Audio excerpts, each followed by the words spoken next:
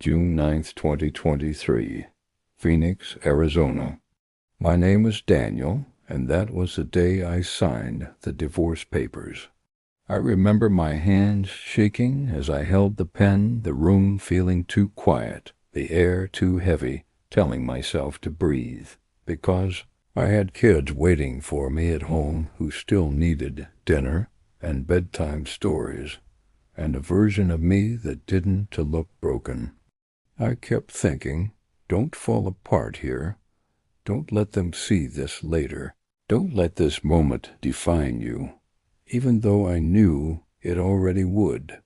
Nobody knows I feel like this because when I walked out of that building, people clapped me on the shoulder and told me I was strong and said I'd adjust, like adjustment is something you check off a list instead of something that slowly empties you out, day by day.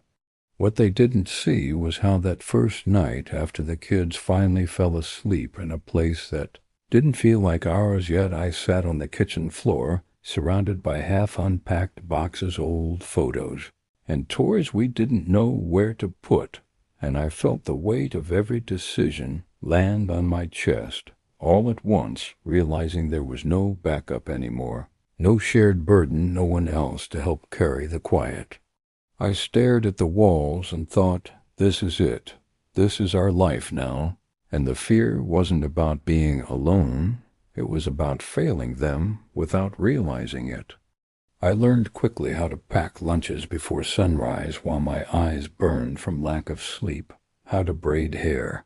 I'd never braided before with shaking hands and quiet apologies. When it hurt, how to answer questions. I did not have answers when my son asked if Mommy was not coming home anymore, and my daughter cried at drop-off because the schedule changed again and nothing felt predictable. I learned how to lie gently, not about love, but about certainty, telling them things would be okay when I was still trying to believe it myself. During the day, I keep it together because that's what's expected. I work, I pick them up on time. I smile at teachers and say we read doing okay, even when I don't know what okay looks like anymore. Even when my mind is constantly racing with worries I don't have time to feel. I nod during meetings while thinking about permission slips, doctor appointments, and whether I remembered to switch the laundry. At night, the frustration hits in waves. I'm exhausted in a way coffee can't fix, tired in my bones, tired in my patience, tired in a place deeper than sleep. I get overwhelmed by small things, lost shoes when we're already late, missed homework discovered at bedtime, another form due tomorrow. And then I hate myself for feeling overwhelmed at all, because I'm the adult and they didn't choose this life.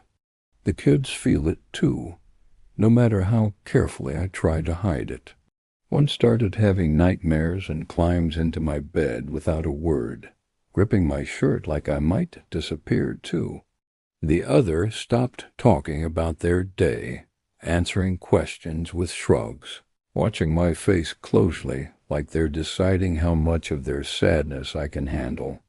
I hear them whispering at night, asking if this is forever, asking if Mom still loves them, asking questions they think. I can't hear, and I lie there, staring at the ceiling, feeling helpless in a way I've never known. I replay the marriage in my head over and over, searching for the moment things changed, wondering what I missed, wondering if loving someone harder could have saved us, wondering how something that started with promises ended in silence.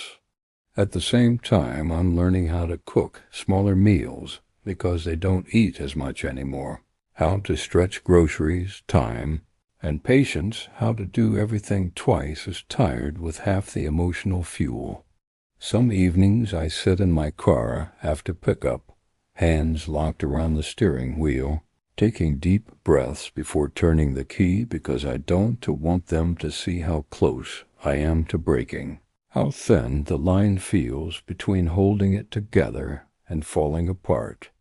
I still think in We still plan for someone who isn't there, still save stories to tell a person who no longer lives in our house, and it hits me in the smallest moments, like reaching for a second cup of coffee, or turning to comment on a show we used to watch together.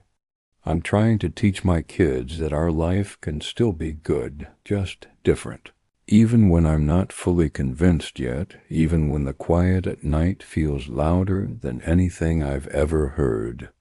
Divorce doesn't feel like freedom. It feels like carrying your heartbreak silently while holding your children steady through theirs, swallowing your grief so theirs has room to breathe.